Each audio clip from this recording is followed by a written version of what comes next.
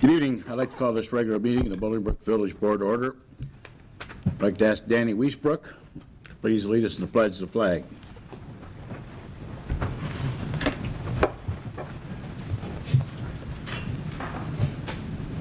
I pledge allegiance to the flag of the United States of America and to the republic for which it stands, one nation, under God, indivisible, with liberty and justice for all.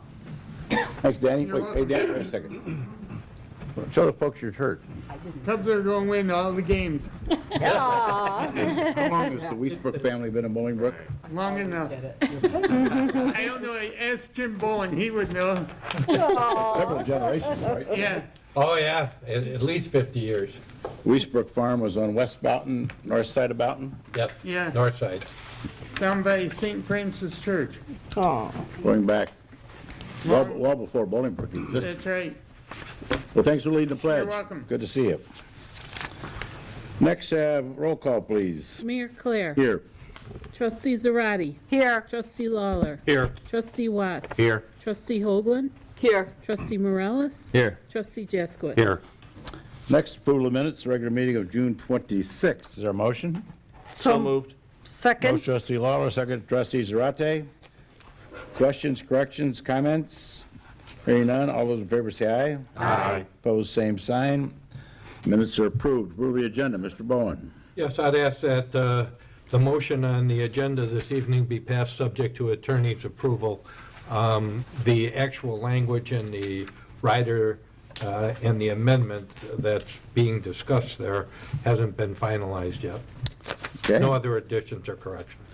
Is there a motion to approve the agenda as I guess So amended?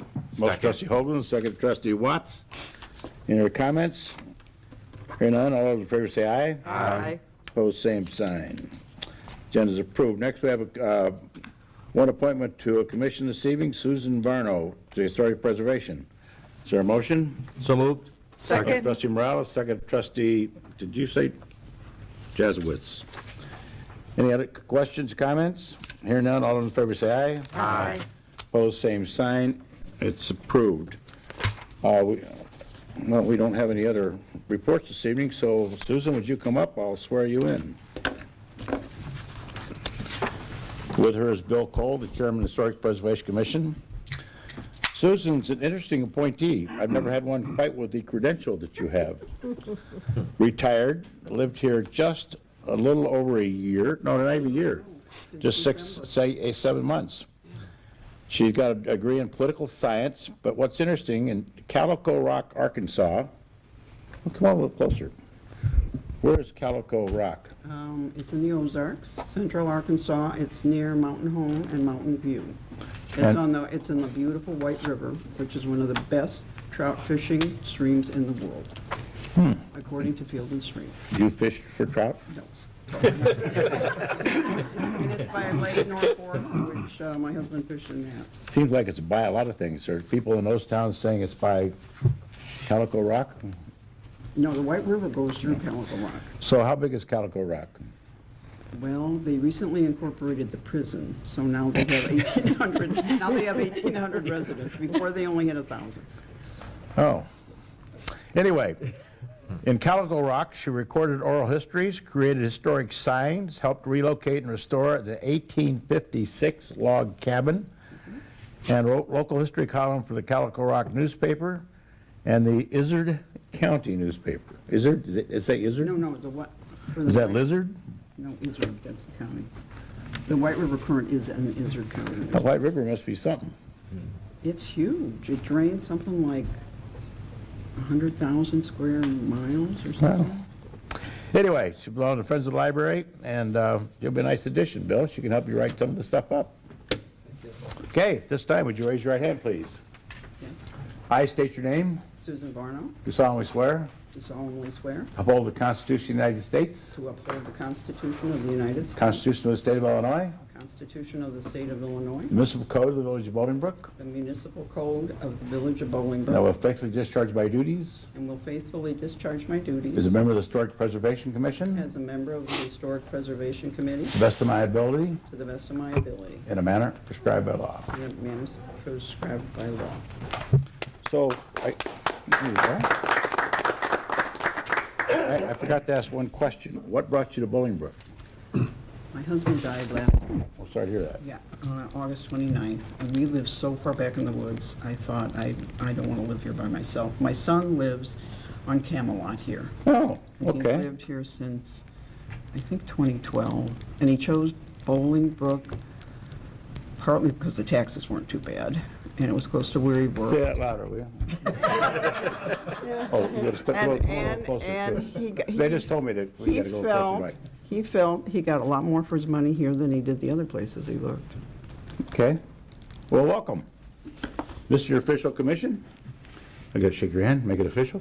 Yes, okay. And there's a Bolingbrook pin. Oh, thank you. Thank you. Welcome aboard. Okay.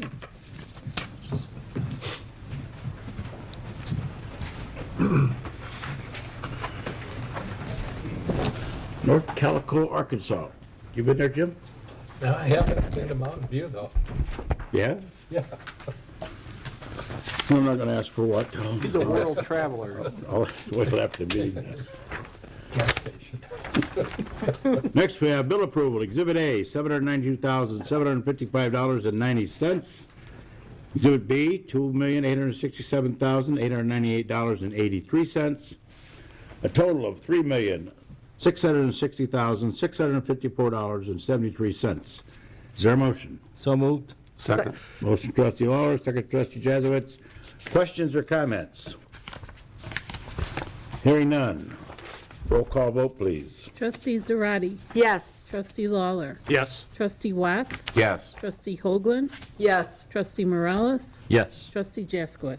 Yes. I have one motion this evening. The first motion, or the only motion, is to amend the purchase agreement entered into with the Village and Pulte Homes dated May 22nd to decrease the per-unit development fee from $18,872.74 to $16,572.74, and it's also subject to a house price cap at $425,000. Is there a motion? So moved. Second. Motion trustee Jesuit, second trustee Watts. Mayor, do we have to add subject to final? Oh, yes, subject to attorney approval. Thank you. In order for the site work to be done at least 1 foot above flood limits, which is our code, additional dirt is needed to develop the site. When that site was originally annexed and zoned, it was thought that homes would be built with basements. And when you take out the dirt for the basement, that in fact then can be dirt to raise the site up to meet the flood level requirements. These are all going to be one-story homes with an option for a loft above, senior housing. And they don't have basements, so dirt has to be brought in. How many truckloads? Well, they need about 100,000 yards of dirt. So whatever that equates to in a truckload. Lucas, do you have any idea? You probably get about 20 yards, so a truck, so 20, maybe 50,000 trucks. 500. 500. 500 No, truck- 5,000. 5,000. Want to go again? 5,000, final answer. Final answer? Final answer. Final answer. You want to call your mathematician? Anyway, so we met with them. It's a great project, and we're anxious to see it get going. And this, originally, there was going to be some free dirt at a site in Plainfield, but because of the timing of getting this development agreement done, that dirt was already disposed of in another method. So we have a fee per home, plan review fee that we charge per home. This development has 153 homes in it, but there are basically 4 models. So we're not doing, like in Americana States, 153 homes would be 153 plan reviews because they're all different homes. These are 4 models, so basically you review one plan, 4 different plans, and then it's just a matter of placing it on lots that are already going to be developed. So anyway, in order for the site work to be done, we need 1 foot of dirt. The fee reduction will partially compensate Pulte for importing, hauling, grading, and compacting soil needed to build the subdivision. The total cost is around $900,000. So we're doing a piece of it. Any home sold for more than $425,000 will not get the $2,300 fee reduction. In addition to it being senior, that means there's no impact on the school system. So there's some advantages to having 153 senior homes as opposed to 153 standard single-family homes with children and so forth. So we negotiated this. We bring it to the board tonight for amendment, subject to attorney approval. We have a motion, correct? Correct. Yes. Questions? I have one question. I'm supporting this motion, but I was asked just prior to the meeting, there's an issue taking place in Wheaton Township with a new development there by D.R. Horton between 111th and 119th and Book Road called the Polo Club, where they're going to put in about 700 brand-new units. And there's a major concern over traffic and how that's going to impact the other neighborhoods in the area, the schools and so on. Now, I know this is a senior project, so the schools aren't going to be affected, but how does that affect traffic patterns in that area and things like that? Do we know? Well, we have planned to make Essington Road, which this project's located on, 4 lanes, and they're contributing, of course, toward the cost of expanding that. And it'll eventually be expanded when the piece north of it, the 75 acres that borders on Rodeo and Essington. That property is currently not on the market, I don't believe. But when that property goes, we'll widen that, and along with Rodeo being widened out to Essington, that will be the extent of our requirements. The piece you're talking about is in Wheatland Township and Naperville, and I read the same articles. There's concerns about it, but my guess is that's been on the books for some time, but it will affect the schools, not our schools. Those students will be attending other schools. We have Liberty Elementary and Eichenberger Elementary, Liberty Middle School right across the street. So those schools are already planned and accounted for. And again, this won't impact the schools anyway, but I don't believe that project in Naperville will affect our schools at all. Further west it will. But, you know, it's like now that all the people in the area, or some of them anyway, don't like this project, there were people before them that didn't like the project in the house they live in. But now that they're in, let's close the gate and nobody else gets in. That's the whole reality of Sector G, which I think Naperville refers to that part of Naperville.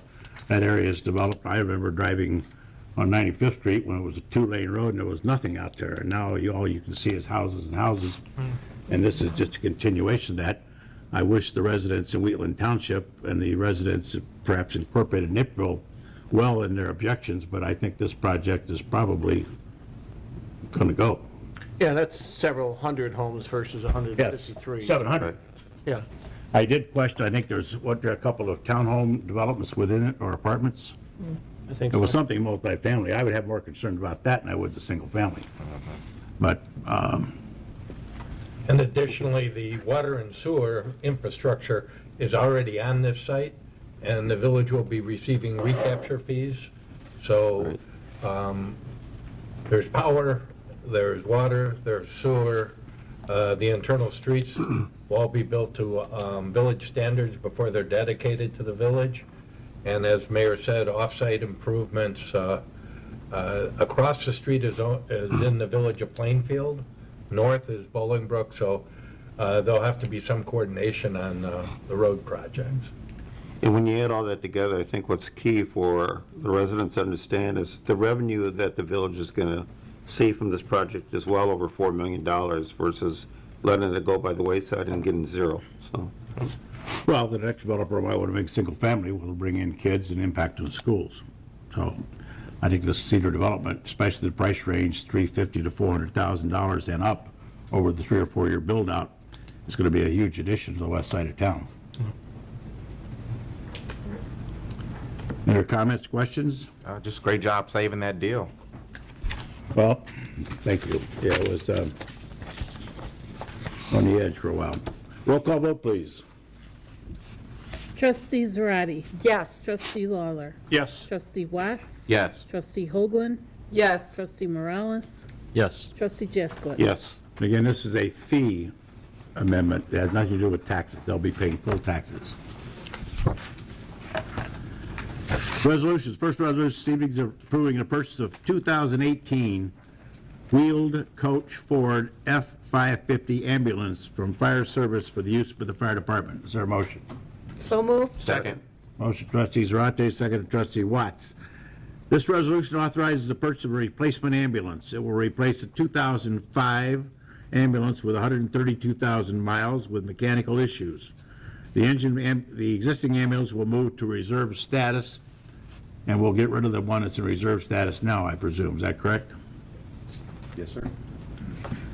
The purchase from fire service in the amount of $249,950 and includes a Ford F-550 chassis and a wheel coach ambulance box. This is a sole source vendor in order to keep the vehicles in the ambulance fleet consistent. The budget amount was $250,000, so we're saving $50 off the budgeted amount.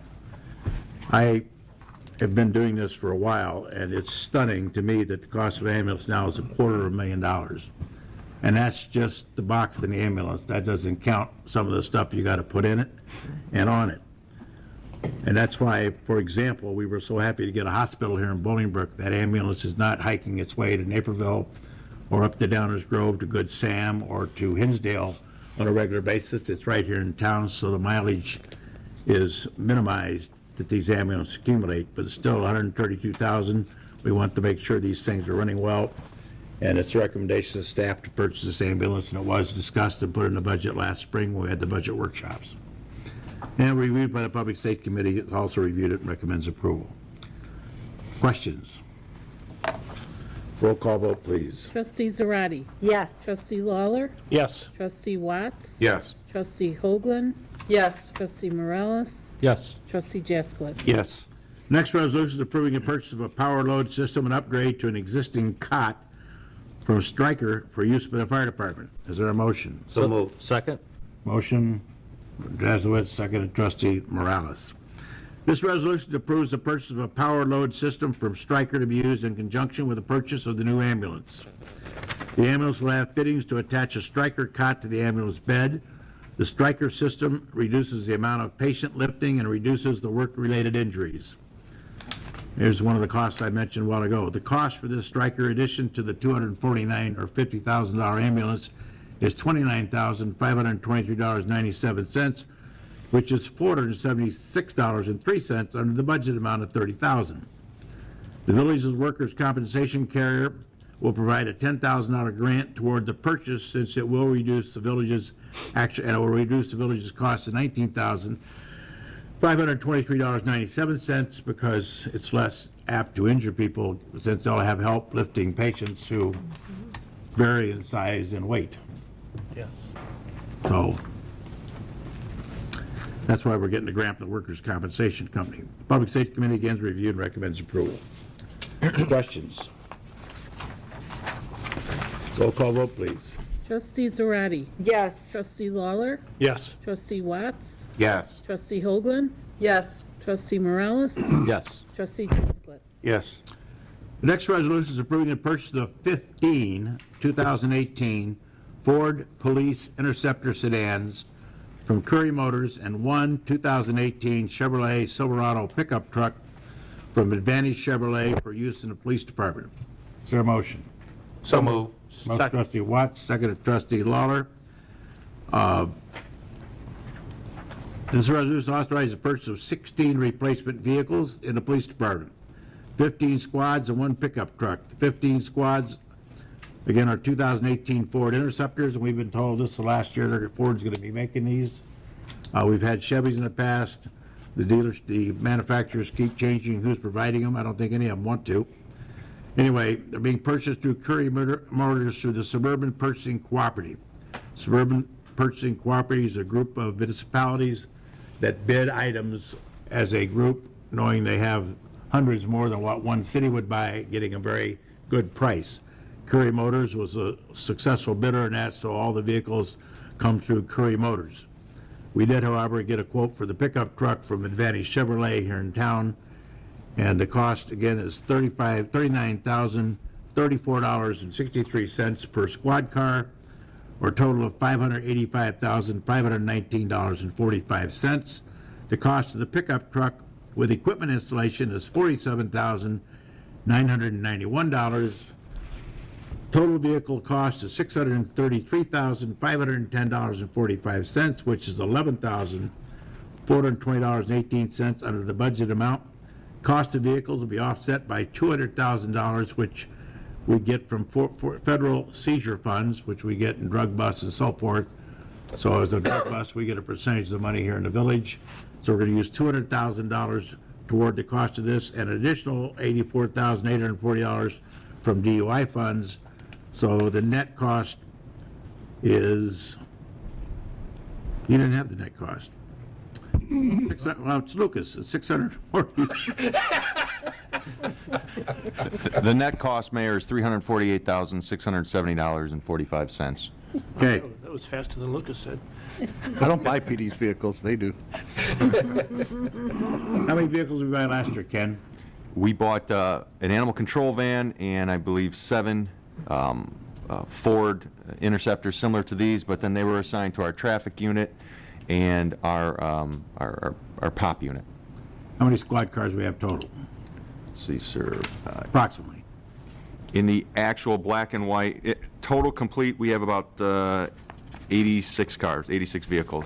These are all replacements. These are all replacements for the Chevys, yes, sir. What's the average mileage? Well over 100,000 miles on these. We find that the Chevys are actually, they weren't made to be police cars. They were kind of retrofitted, if you will. The electrical systems weren't supporting our cameras. Door hinges needed replacement because we're in and out of them so often. After 75,000 miles, they just were exhausted. But that's why we're going back to the Chevys this year. So the engine, Fords, the average 100,000 miles, what's the average engine runtime?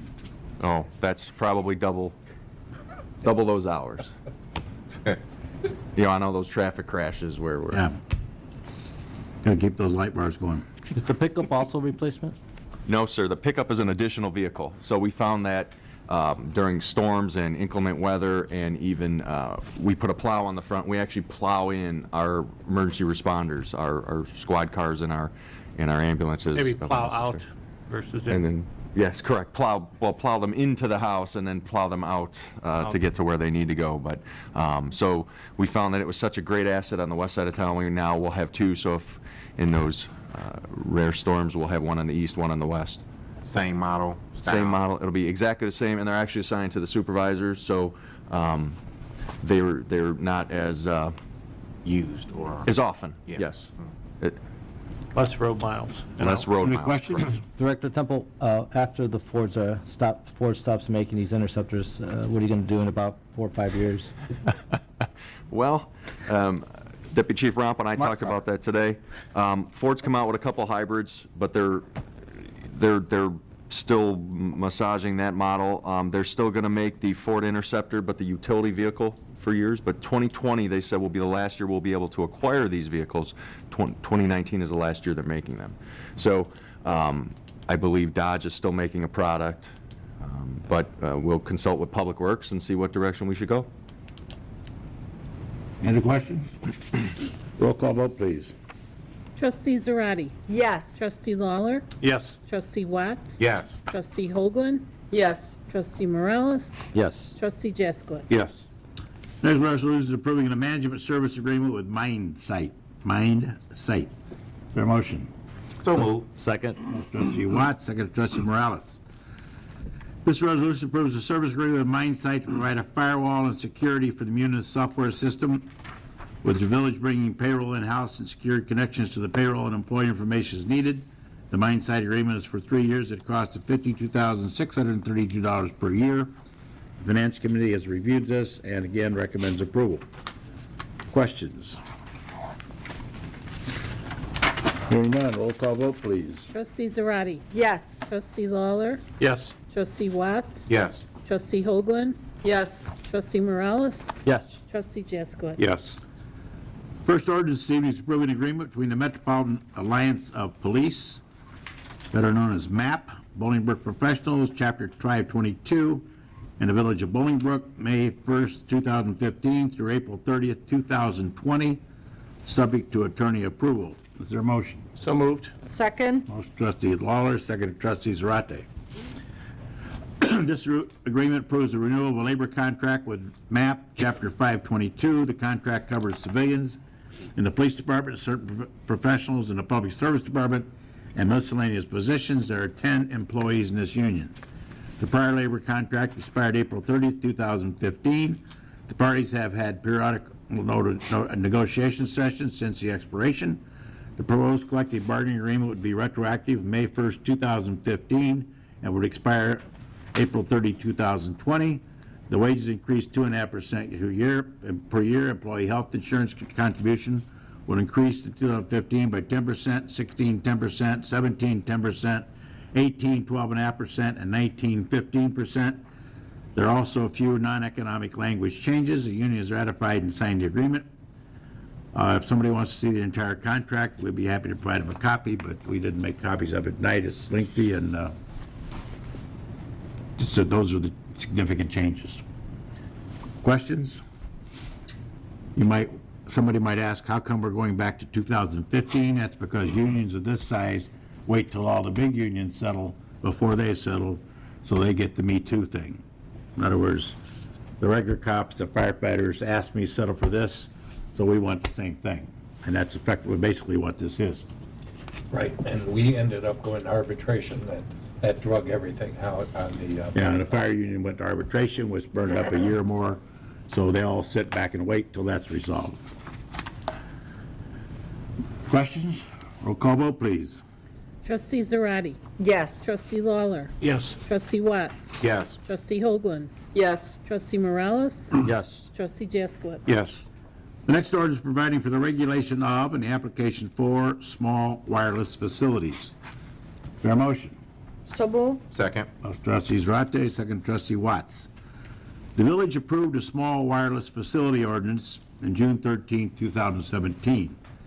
On April 12, 2018, the governor signed Senate Bill 1451, the Small Wireless Facilities Deployment Act. This act provides for regulating, permitting, and deployment of small wireless facilities. The statute preempts local governments, including home rule governments, for having terms different from the state statutes. Therefore, the village's earlier ordinance needs to be modified to match the state statute. Local municipalities have until August 1st, 2018 to adopt any local amendments, and a fee schedule or the state's language applies. This ordinance adopts the Illinois Municipal League's Model Wireless Facilities Deployment Ordinance with local amendments, master pole attachment agreement, and permit application form. It also codifies the village's earlier ordinance. That's a whole lot of stuff. It's kind of complicated, but to try and summarize it,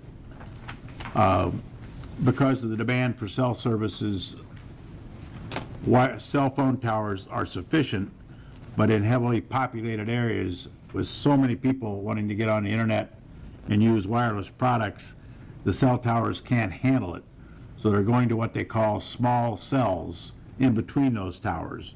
And those small cells will either be attached to existing utility lights, street lights, or if there's not a street light in the area where it's needed, the small cell companies will put up their own pole, which will be similar to a street light, but not the same. It'll just be a pole with a little device attached to the top.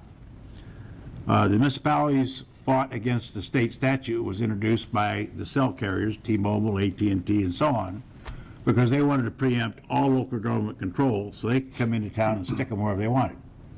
And I actually asked some legislators, you want one of these in your parkway? Of course not. But they passed it anyway. So we have until August 1st, as I said, to make any local changes to regain some control in this.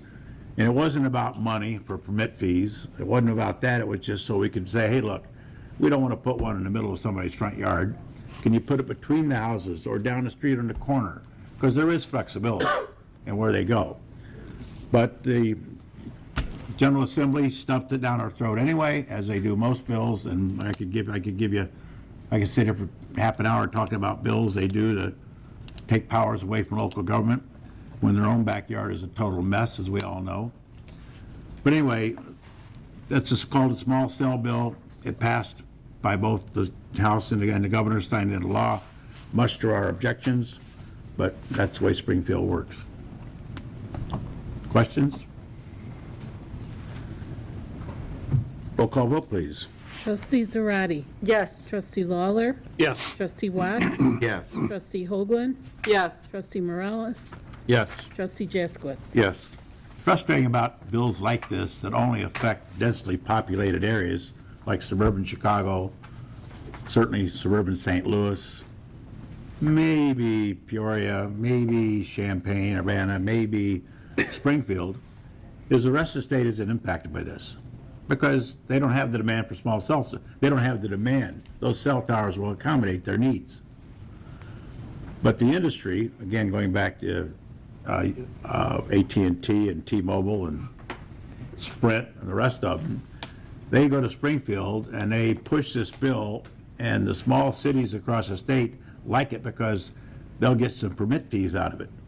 Well, they're not going to be putting these up in those small cities because the small cities don't need them. It only impacts the metropolitan areas. But yet, a good portion of the General Assembly votes on it anyway when it really doesn't apply to them. It's frustrating. They don't really know what they're talking about, all due respect. Anyway, the bill gets passed, and we'll deal with it the best we can, but... And Chicago's exempt. Oh, yeah, that's a classic. And the city of Chicago is zipped. You know, you talk about how corrupt government is. The city of Chicago, which has a significant portion of the votes in Springfield, exempts themselves from this and only passes it subject to, it only applies to the rest of the cities in the state. I mean, that's just incredible when you see this happen. That happens quite a bit with them. Oh, yeah, there's a lot of legislation passed. It only affects cities under 500,000 people, which means it's an arbitrary number because nobody's 500,000 people except Chicago. Under that, you have to do it. Oh, and they also convince the industry that if we don't do this, you won't get 5G. Because all your phones now are basically 4G, went from 3G to 4G. They also convinced the members of General Assembly that if they don't put the small cell bill through, it'll impair the ability to provide 5G service. It's stunning how gullible Springfield is. I get a roll call? Yes. Roll call vote, please. Trustee Zarate? Yes. Trustee Lawler? Yes. Trustee Watts? Yes. Trustee Hoagland? Yes. Trustee Morales? Yes. Trustee Jaskowitz? Yes. Our next ordinance, amending Chapter 13 of the municipal code regarding a D1 liquor license for tailgaters. Is there a motion? So moved. Motion trustee Hoagland, Second. seconded trustee Zarate. The village has not been issuing any new Class A liquor licenses for many, many, many years. Class A licenses are late-night bar licenses. There are only 3 in the Class A license holder in Bolingbrook. Because this is not an active classification, there are no companion outdoor cafe licenses available. This ordinance amends the liquor code to make a Class D1 outdoor seating license available in conjunction with Class A and Class D and Class D2 licenses.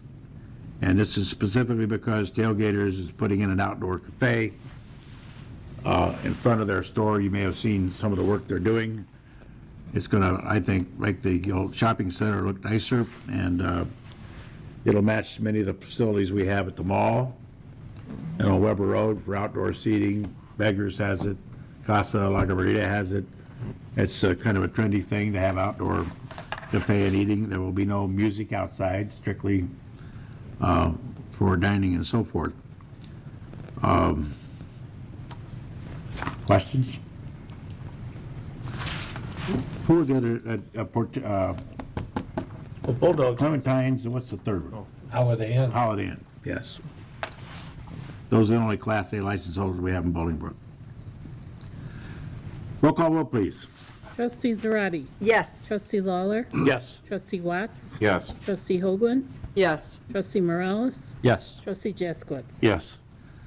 The last ordinance amending Chapter 13 Municipal Code increasing D1 outdoor full liquor from 21 to 22 for tailgaters. This is, now we've created a classification, this is actually issuing the license.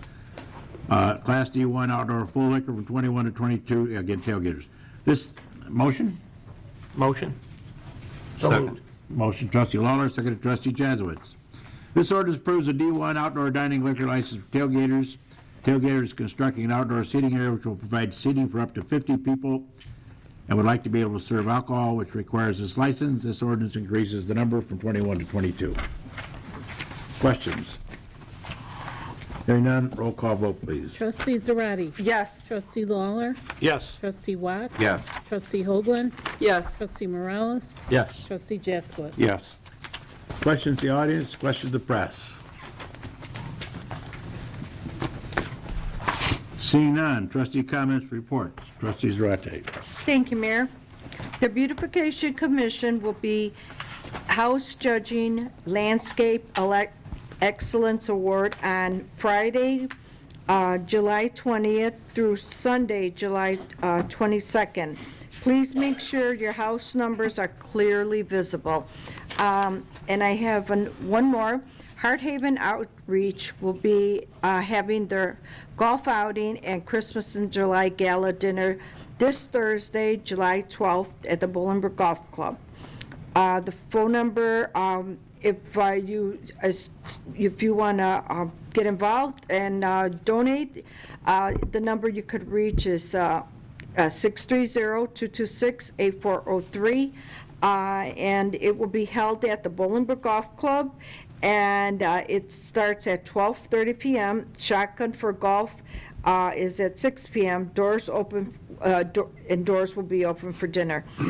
This is a wonderful event, and it helps all our youth in Bolingbrook, and we hope that if you can't go, if you could help support. This is a wonderful event, and a lot of people put a lot of work into it, and I just want to say, if you want to donate, do it. This is a great opportunity. Thank you. The usual reminder about the concert series tomorrow night at Behind Village Hall, Performing Arts Center. That is the last of the Park District-sponsored concerts. Starts at 7:30 and runs until 9 p.m.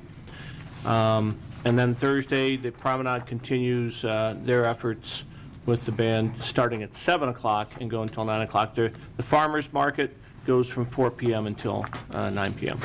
At the Performing Arts Center, until July 22nd, there are performances. The local community Theater in the Hill Group is doing Hairspray. And on Saturdays, Friday and Saturday, the performances are at 8 p.m., on Sundays at 7 p.m., and then you can get tickets at the event. There's also group discounts, but you can go to the website theateronthehill.org to get more information. That's it. Thank you. Good evening, everyone. I'd like to start by congratulating Susan Barno on her appointment to the Historic Preservation Commission. We appreciate Susan stepping up, and we can already tell she's going to be a great addition to that commission. Few announcements here. Bolingbrook STEM Association is hosting the Summer Break STEM Camp. It's the final week for registration. From what I understand, registration is going well so far.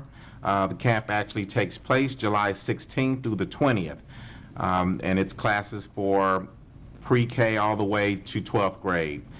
Any questions, you can call 630-410-9602, or you can email info@bolingbrook.stem.org. It's amazing that we're already promoting and spreading word about events coming up in September. This year's going by fast.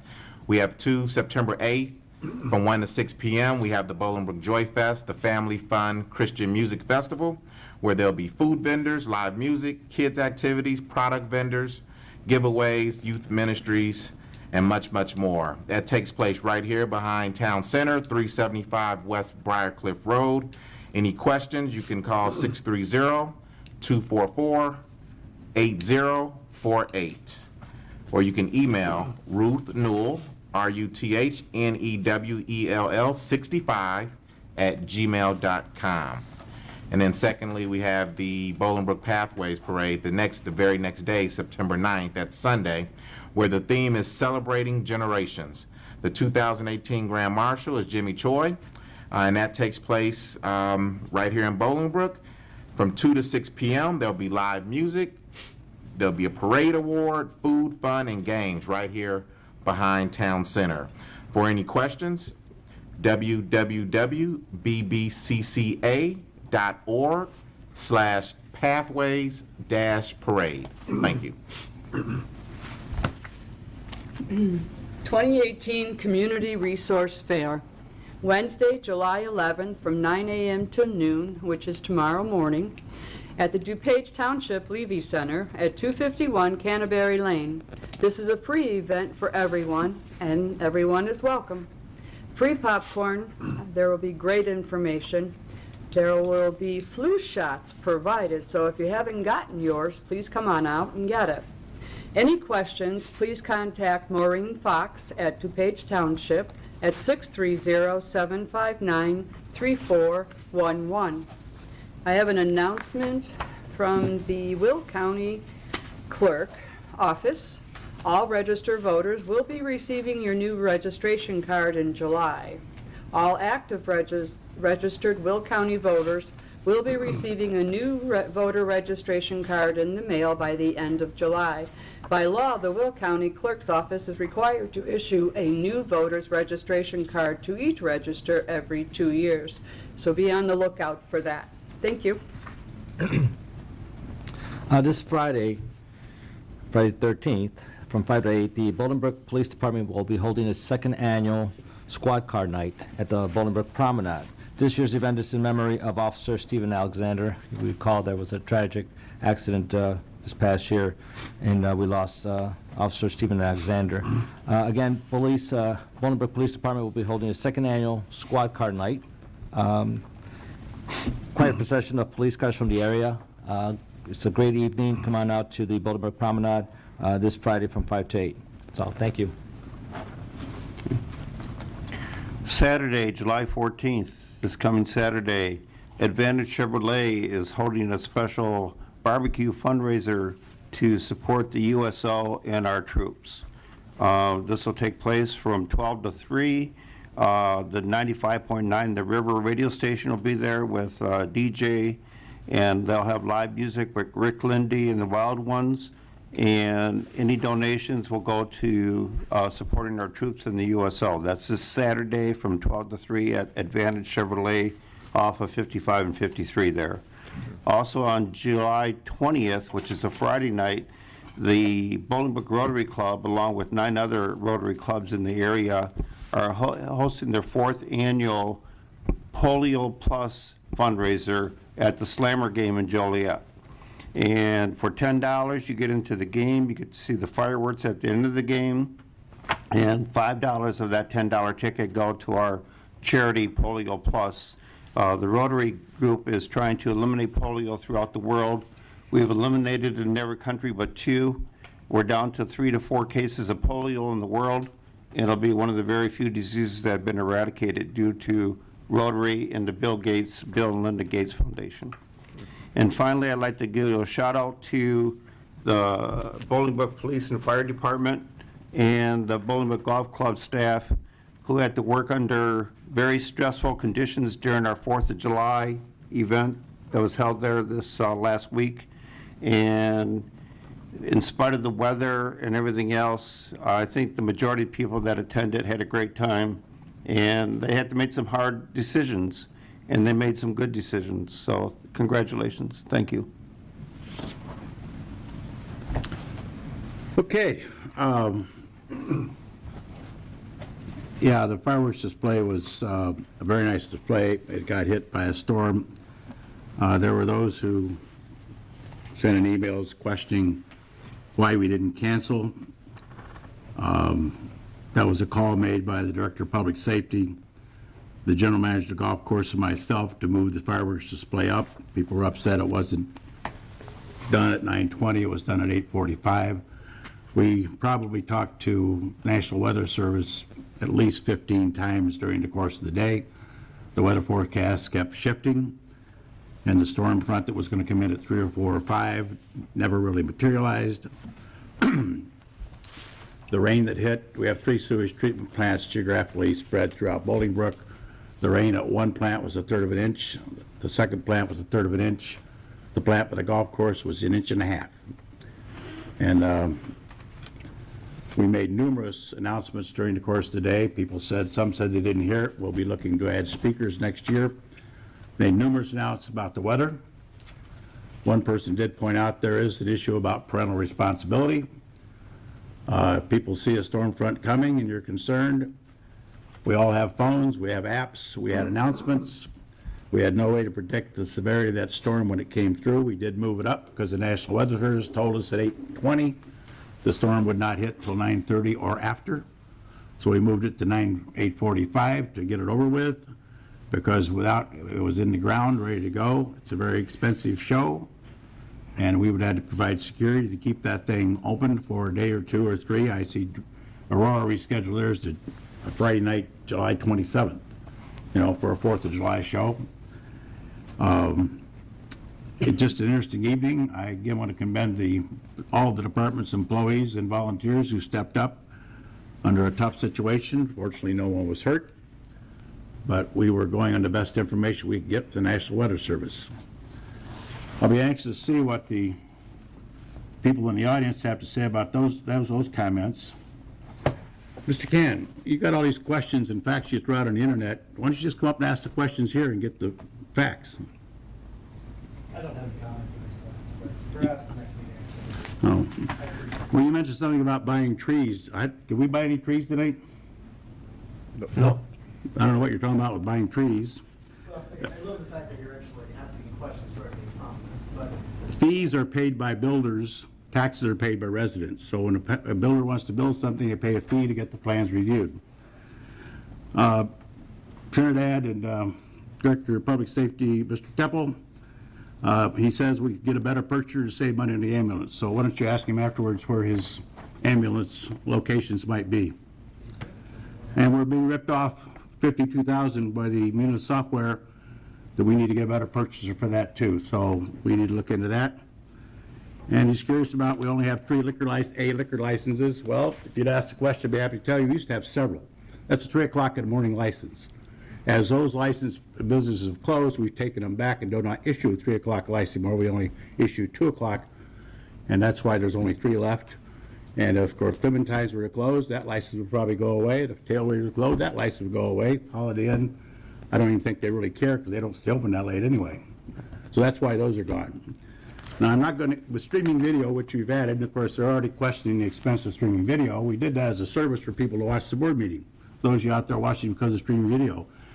And I'm not going to get in the habit of answering questions for people sitting in this audience right now, throwing questions out and somewhat frivolous information or suggestions when, in fact, I don't think you really know where you can buy a cheaper ambulance, but you may prove me wrong. I'll be anxious to hear what you got to say. So in the interest of doing this efficiently and trying to get the public information out, that's why we asked for questions to the audience. Come up and ask those questions. We'll be happy to give the best answer or get you a more correct answer.